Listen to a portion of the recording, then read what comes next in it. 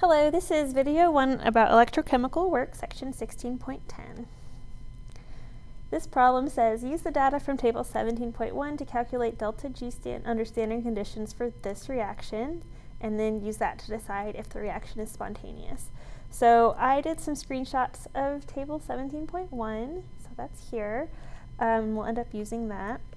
And what we have in table 17.1 is this is standard reduction potentials, so it's equations written as reductions, and it says what is the potential for that.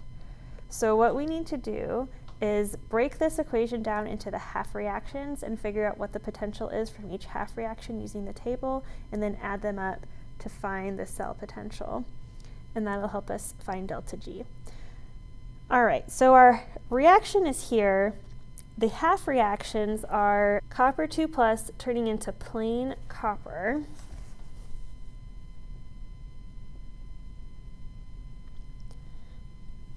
And if we think about how that would happen, it must be that the copper ion is gaining electrons to turn into the copper atom. And since it starts off with a charge of 2 and ends up with no charge, it must gain 2 electrons. All right. And then we have the other half reaction is iron atoms are turning into iron ions.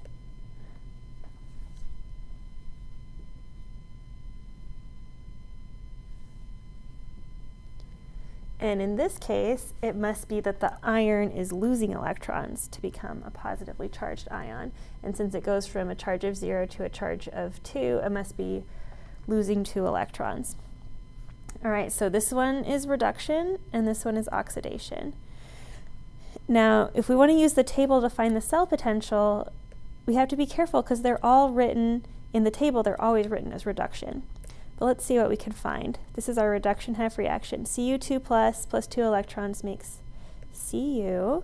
And if we look at the table, here is that exact equation. And the potential for that is 0.34 volts, so we can write that.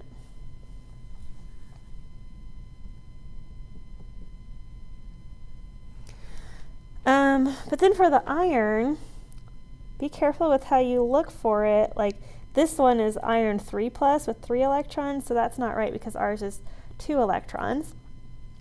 And it's really close to this one, except for the products and reactants are in the opposite order because this is oxidation, but the whole table always shows it as reduction.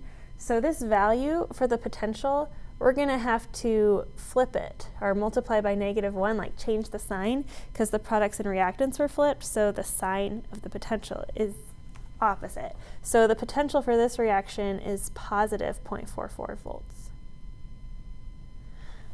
All right. So the cell potential for the whole reaction would be the sum of the potentials of the half reactions. So we'll just add those up and we get 0.78 volts. So that is our cell potential. So big picture here, why did we bother doing that? Well, it's tempting to do so when you have the table, but if we're trying to calculate delta G, the big picture here is that we can use an equation to relate the cell potential to the delta G. So that equation, it's on the AP Chemistry equation sheet, is delta G standard is equal to negative NFE, where N is the moles of electrons transferred per mole reaction, F is a constant called Faraday's constant, and E degree symbol is the cell potential. So we can go in and we can find delta G using this equation. So delta G standard equals negative and then N. So N is the moles of electrons transferred. So if we go up to our half reactions, we had figured out we are gaining 2 electrons and losing 2 electrons, so it's 2 electrons transferred. And the electrons gained should always be equal to the electrons lost, because that's how you make sure the equation is balanced. So N is 2, because it was 2 moles of electrons transferred. F is Faraday's constant, which is just, it's just a number. It's 96,485. And that is the, if we want to do units here, so N was the moles of electrons. Faraday's constant is the charge of 1 mole of electrons. All right, and then the cell potential is what we just figured out here. It's 0.78 volts. And a volt, by the way, is a joule per coulomb. It's a derived unit, volt is. All right, so if we go ahead and multiply all these values, the units are going to be joules, because mole of electrons cancels and coulombs cancels. All right, so negative, multiplying all these, we get negative 1.5 times 10 to the negative 5th joules, and that is our delta G. All right, so that was one of the things we were asked to find, is delta G.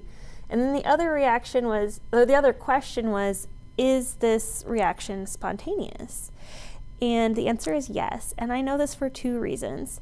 Firstly, anytime the cell potential is positive, that means that it's the spontaneous direction. So a positive cell potential means it's spontaneous. Also, hopefully you remember this from the previous chapter, anytime delta G is negative, that also means spontaneous. So yes, it's spontaneous.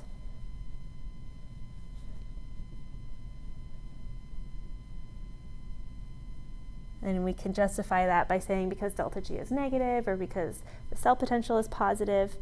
And those are always going to go with each other. Like, just look at this equation. Delta G and E are always going to be opposite in sign. All right. This problem says use our table to predict whether 1 molar nitric acid will dissolve gold metal to form gold plus 3 in solution. So let's figure out what our half reactions are and see if it's a spontaneous reaction. So we're trying to dissolve gold metal. So we're trying to turn gold atoms into gold ions. So we're trying to have our gold turn into ions. And if it did that, it must be losing electrons to go from an atom to a positive ion, and it would be 3 electrons.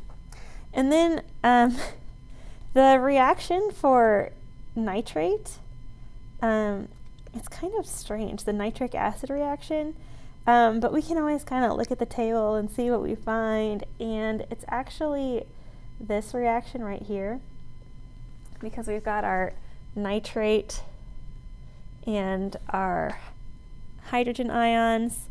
So yeah, it's kind of complex, but that is the half reaction that we're interested in. And since the gold is losing electrons, the gold is being oxidized, this acid would be the one that's being reduced, and this is written as reduction, so this is exactly the equation that we're using. It doesn't have to get flipped.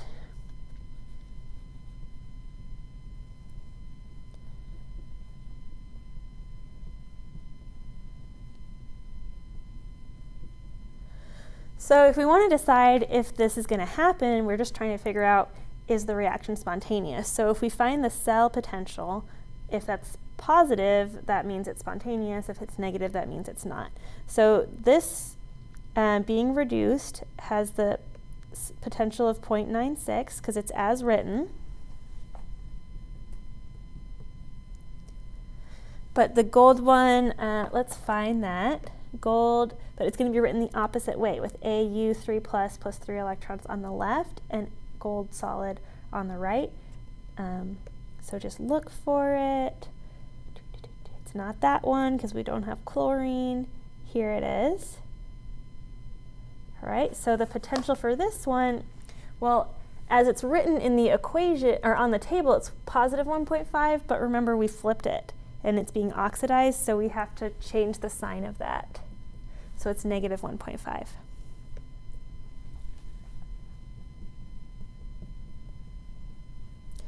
All right, so to find the cell potential, we'll just add those two to get the cell. Negative 1.5 plus 0.96 equals negative 0.54. And since that cell potential is negative, that means this reaction is not spontaneous. So in other words, gold will not dissolve in nitric acid.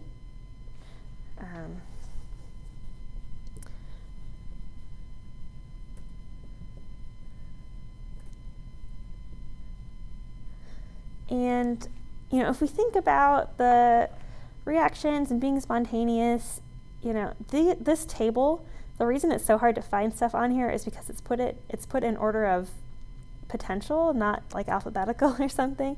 So the elements that are most likely to be reduced are the highest up, because remember, when you're comparing two reactions and you're trying to find the spontaneous one, the one that is most positive stays and the one that's less positive is the one that flips. So it's actually really hard to cause gold to get oxidized because it's so high, it has such a high reduction potential. The most common way to dissolve gold is to have a mixture of really, really concentrated nitric acid and hydrochloric acid called aqua regia, and then it can dissolve gold, but you can't dissolve it with 1 molar nitric acid.